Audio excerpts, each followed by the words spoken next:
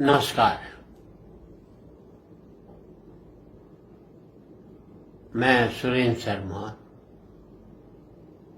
जो कुछ कहना चाह रहा हूं, सबसे पहले मैं आप सबसे माफी चाहता हूं और इसलिए कह रहा हूं कि हमारे संविधान ने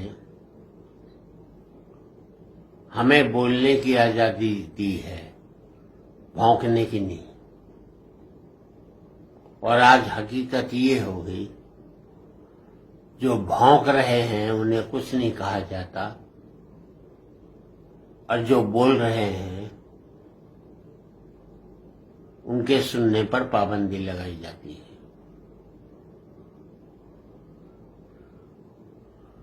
कहा कोरोना की तीसरी लहर आने वाली है। मैं पूछना चाहता हूं इन वैक्सीन निर्माताओं से, तुम ज्योतिष हो, जोशी हो, क्या आपको मालूम होता है कि पहली लहर तो बूढ़ों पर आएगी, दूसरी लहर जवानों पर आएगी, तीसरी लहर बच्चों पर आएगी। भाई मुझे ये बता दो, कौन सा वैज्ञानिक सिद्धांत है जो एक बीमारी को भी बता सकता है कि अब इस पर आएगी, अब उस पर आएगी। आगे जाकर ये भी बता सकते हो ये हिंदुओं पर आएगी, अब की बार सिखों पर आएगी, फिर मुसलमानों पर आएगी। आप अपनी दवाई का, आप अपने इंजेक्शन का विज्ञापन करना चाहते हो तो ये तरीका ठीक नहीं है। मुझे ये बता दो मैं कौन सी वैक्सीन लगाऊं। अभी 2 वैक्सीन है, एक रशिया की आएगी, 10-20 और आ जाएंगी। इस मुल्क के लोगों को मालूम होना चाहिए कि कौन सी वैक्सीन लगाए। मैंने अपने परिवार के 10 लोग खोए हैं जिन्होंने दोनों वैक्सीन लगा ली। हमारे कई डॉक्टर इस देश में दोनों वैक्सीन लगाने के बाद उनकी मौत हुई है। कई स्वास्थ्यकर्मी जिनका कोई रिकॉर्ड भी नहीं होगा, कई नर्सिस, कई मरे होंगे। कौन सा एक रिसर्च डेटा है कि जो मरे उन्होंने कौन सी वैक्सीन लगाई? कम से कम एक रिकॉर्ड होना चाहिए। मैं भारत सरकार से, राज्य सरकार से इतना ही कहना चाहता हूं,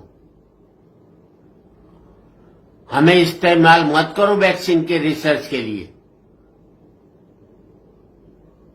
क्योंकि इस पर रिसर्च नहीं हुआ है। कम से कम इतना तो बता दो कि यार जो मरे उन्होंने कौन सी वैक्सीन लगाई थी। 20 वैक्सीन और आएंगी, हम उसके ऊपर, हम सब लोग उन वैक्सीनों का एक्सपेरिमेंट किए जा रहे हैं। हमारे ऊपर प्रयोग मत करो। अब बच्चों की आएगी यार, पहले बूढ़ों को ले लिया, फिर जवानों को ले लिया, अब बच्चों को ऊपर तो मेहरबानी करो यार। मैं सभी इस देश के माँ बापों से कहना चाहता हूं, कुछ मत करो।